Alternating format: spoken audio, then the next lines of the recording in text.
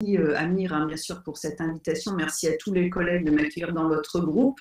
J'aurais bien aimé être parmi vous plutôt qu'à distance, c'est sûr.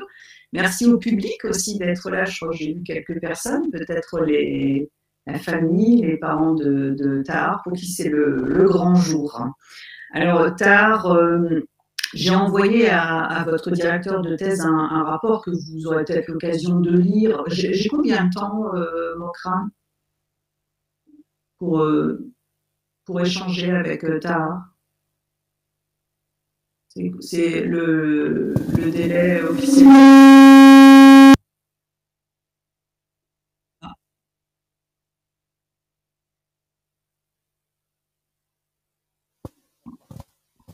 Oui. Oui. Bonjour. Est-ce que vous savez combien de temps j'ai pour vous donner un peu mon point de vue sur votre travail colossal et puis avoir quelques réponses peut-être que je n'ai pas trouvées dans votre travail? On a combien de temps à peu près? Je ne sais pas, Amir, si tu peux nous dire 15 minutes? Enfin, en général, c'est 15-20 minutes, oui, je ne sais pas. Allez-y, madame. Ah oui, à peu près une quinzaine de minutes. Allez-y. D'accord, une quinzaine de minutes, parfait. Donc, Tahar, vous dites que votre recherche est modeste, mais en fait, je pense que c'est surtout vous qui êtes modeste et votre recherche n'est pas tant que ça. Un beau travail de 497 pages. Alors, il y a la thèse à proprement dite et les annexes qui sont dans le même volume. C'est vrai que ça, c'était pas très, pas très aisé de jongler avec ça pour aller faire les allers-retours entre vos transcriptions et puis vos incrustations de citations d'enfants dans votre travail. Mais bon, c'est un détail, je dirais, deux grandes parties bien équilibrées. Voilà, donc je vais passer un peu sur ce côté-là. Un travail qui montre quand même une grande acculturation au domaine que vous avez cité. Alors, pour moi, vous en oubliez peut-être un. Vous parlez de didactique des langues, du FLE. Enfin, c'est du FLE à la base, mais je pense que ça va bien au-delà du FLE. Ça parle beaucoup de didactique des langues et des cultures, sociolinguistique, sciences d'éducation, etc. Mais je pense qu'il y a aussi tout ce que vous produisez en cadrage théorique sur l'écrit, l'écriture. Pour moi, ça appartiendrait peut-être aux littératies scolaires. Et je trouve que vous avez aussi, en ce sens, une bonne acculturation à ce champ. Donc ça fait quand même beaucoup de billes, je dirais, pour se prétendre un chercheur en sociodidactique. Et pas que. Alors, qu'est-ce que je pourrais également vous dire? Vous justifiez largement votre inscription dans les domaines de sociodidactique, de FLE, de didactique des langues et de sociodidactique avec des appuis théoriques, et ça c'est très intéressant. Ce que j'ai particulièrement aimé également, c'est tout le recueil de données que vous avez.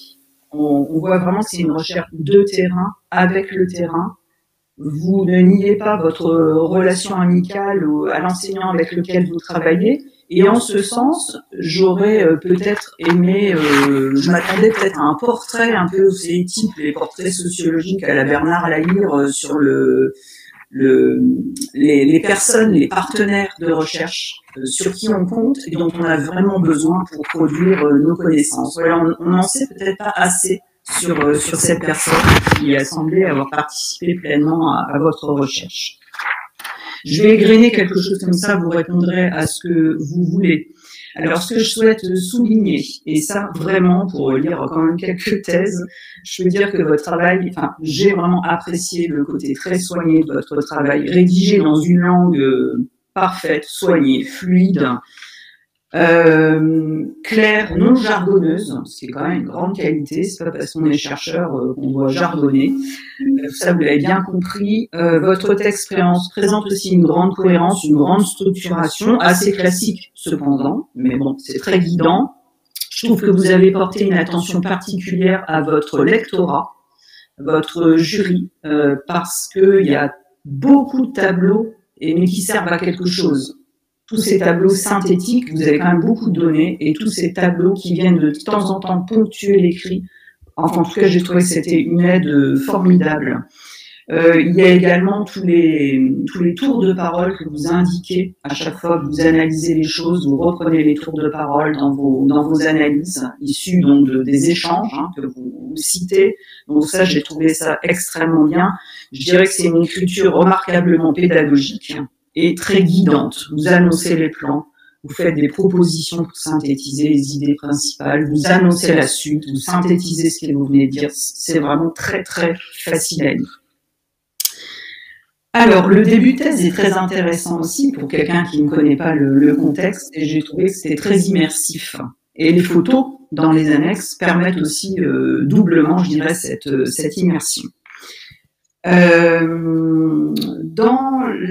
Vous avez, pour définir vos concepts de façon très, je dirais, très fine et très solide, vous en êtes resté un peu à des auteurs classiques qui sont connus pour ces concepts-là. Et je m'attendais quand même, parlant du plurilinguisme et des compétences, donc l'utilisation de sa langue pour construire les compétences dans d'autres langues, je m'attendais peut-être aussi à avoir quelque chose sur les travaux de Jim Cummins, sur les compétences sous-jacentes, donc qui servent justement à briser cette idée que les langues s'apprennent en silo, etc. Donc, voilà. Mais bon, c'est juste une lecture complémentaire. Alors, pour le recueil de vos données, je trouve que vous avez bien justifié le choix aussi du collège. Pourquoi ce collège?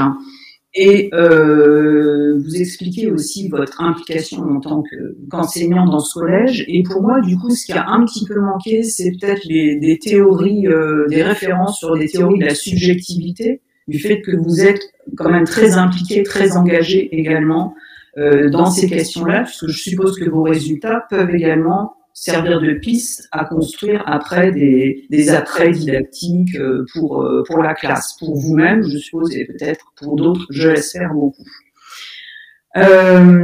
Donc, concernant justement le côté réfléchir sur son propre engagement dans ce type de recherche de terrain, j'aurais une question précise à vous poser, enfin quelques questions précises à vous poser sur votre posture de chercheur engagé, que j'ai pas tellement trouvé dans la thèse. Et donc, voici mes questions. Et vous, quel est votre propre rapport au plurilinguisme? Je pense que c'est quelque chose qui aurait pu figurer dans votre thèse. Quel est votre propre rapport à la langue française par rapport à votre répertoire plurilingue? Est-ce que vous vous sentez à l'aise avec ce propre répertoire? Est-ce qu'il y a des conditions, des situations, des contextes dans lesquels vous êtes à l'aise, pas à l'aise? Et donc, selon le fait que vous êtes à l'aise ou pas à l'aise, est-ce que ça peut freiner le développement de certaines compétences, que ce soit à l'oral et à l'écrit?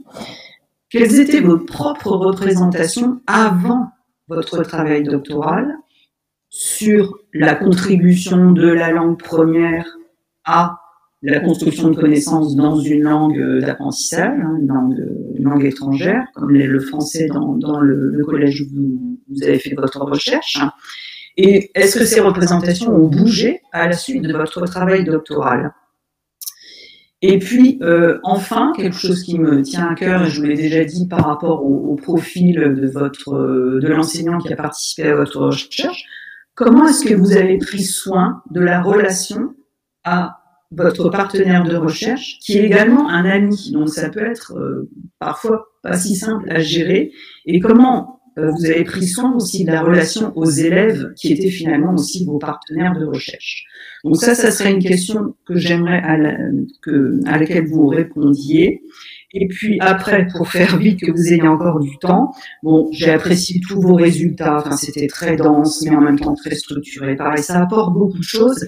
Et à la fin, vous nous dites, vous annoncez un résultat intéressant qui dit que mobiliser la langue première permet tellement de progrès et notamment permet la réussite de certains élèves qui sont entre guillemets en difficulté sur cette tâche.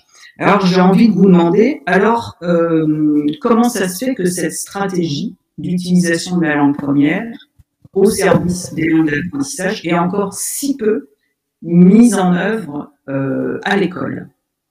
Voilà, ça serait les deux questions auxquelles j'aimerais que vous me répondiez. Sinon, j'aimerais aussi vous inviter à publier donc dans des revues. Hein, et les Mélanges Rappel, c'est une revue à l'Université de Lorraine qui accueille la didactique des langues, mais aussi la didactique du FLE, du plurilinguisme. Donc, je ne sais pas si Amir me permettra de vous donner ces quelques pistes pour continuer vos recherches et en tout cas diffuser vos résultats. Je vous remercie pour ce travail et merci pour les réponses que vous voudrez bien m'apporter à ces quelques questions. Merci beaucoup. Merci, chère madame, pour cette intervention. Merci pour vos remarques et j'imagine qu'elles contribuent amplement à rassurer et à mettre à l'aise notre candidat. Donc, à la fois, vous apportez certains indices qui attestent d'un travail très important. Vous le qualifiez de colossal et c'est partagé. On a tous vu que le travail était très bien mené et qu'il y avait beaucoup de choses à l'intérieur. Donc, vous le soulignez, vous parlez aussi de son expérimentation et vous vous posez certaines questions par rapport à l'impact de la recherche de M. Tahar, on l'espère bien sûr, et puis vous vous demandez justement de la nature ou sur la nature de la relation avec son partenaire, de l'endroit où l'expérimentation a été menée. Et donc, je ne vais pas vous répondre, je laisserai le concerné vous répondre. Donc, je te donne, cher Tahar, la parole. J'ai pas bien entendu la dernière question. Et madame, si vous êtes là, vous pouvez intervenir à tout moment, il n'y a pas de souci, d'accord? J'espère que ce soit interactif, d'accord? Merci beaucoup. Je vous en prie. J'ai pas bien entendu la dernière question. Madame, la dernière question, s'il vous plaît. Oui. Tahar, vous dites dans un de vos résultats de recherche, voilà, vous notez qu'il est effectivement intéressant, probant de mobiliser la langue première pour construire des compétences d'écriture, donc dans la langue étrangère. Voilà, vous amenez même un tableau. Alors, je vous demande comment, avec un tel résultat,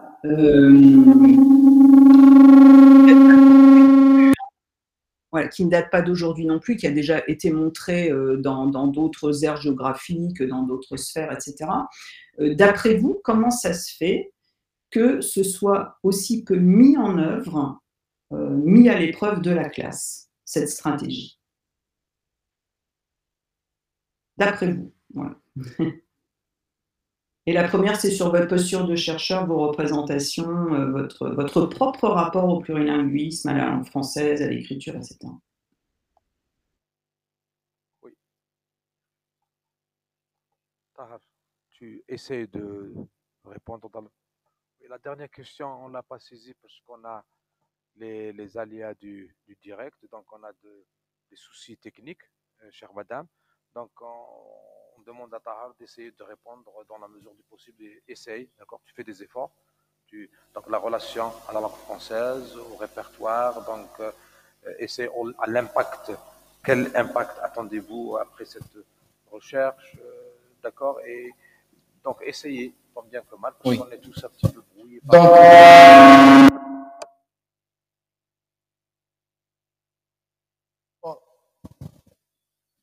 Donc, par rapport à la première question, quel est mon rapport avec le bilinguisme?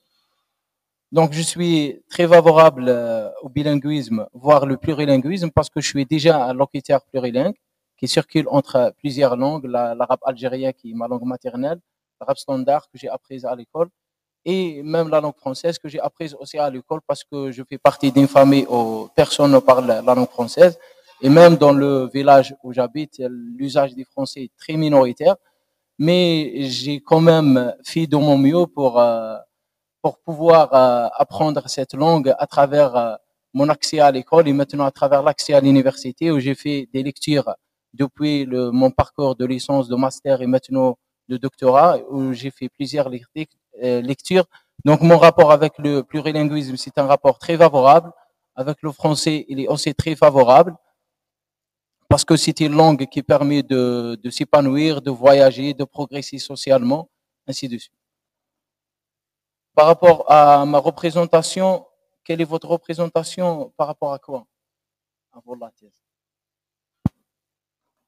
Par rapport à la langue française.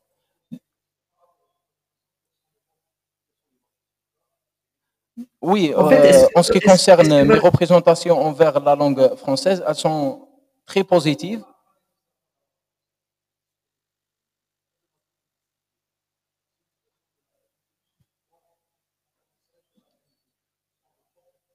Oui, donc avant de mener cette étude et pour être sincère, je n'étais pas très favorable à l'usage des langues premières, des langues maternelles des élèves de la classe, parce que je fais partie de ces gens qui ont été influencés par des représentations qu'on a héritées à partir des acteurs traditionnels, à partir des inspecteurs qui nous disent de façon permanente qu'il est interdit d'employer la langue maternelle de la classe et que la langue maternelle n'aide pas et n'agit pas de façon positive sur les apprentissages des élèves.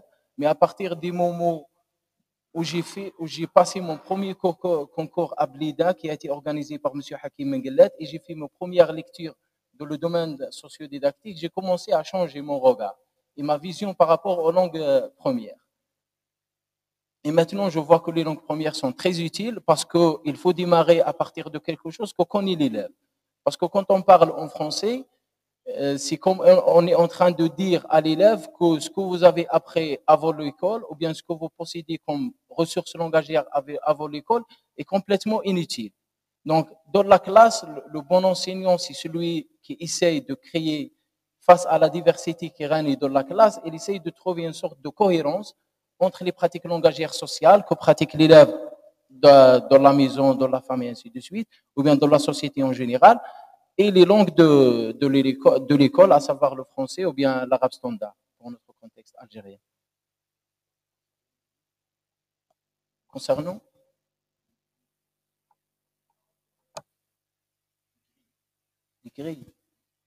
les grilles qui ont été construites par les élèves.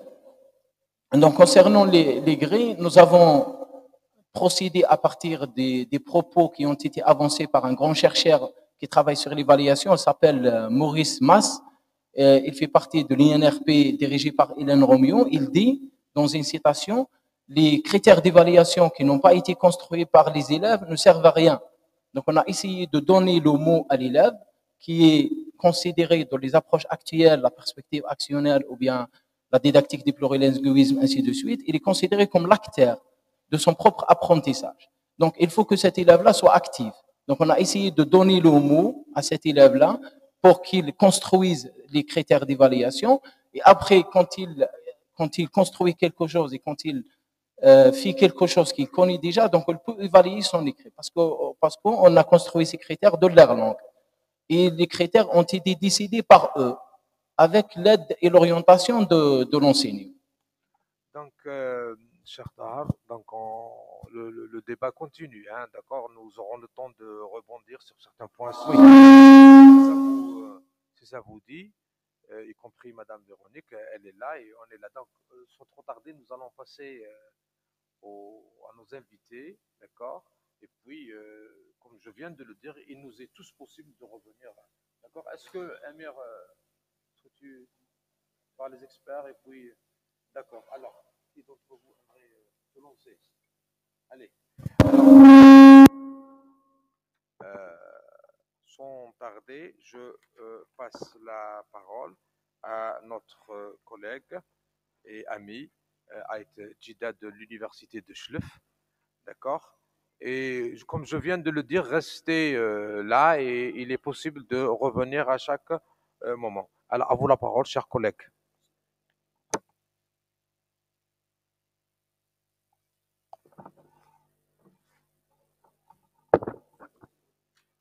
Merci, M. Moustaphaoui. Donc, je préfère prendre la parole en premier parce que, tout simplement, je tiens à souligner que je ne suis pas spécialiste en sociodidactique. Donc, comme ça, vous allez me donner l'occasion de suivre le débat en direct. Merci. Eh bien, je commence par féliciter M. Kasmi Tahar. Je ne vais pas contredire Mme Véronique, qui a jugé votre travail colossal et de très bonne qualité. Et c'est un travail original. C'est un travail original.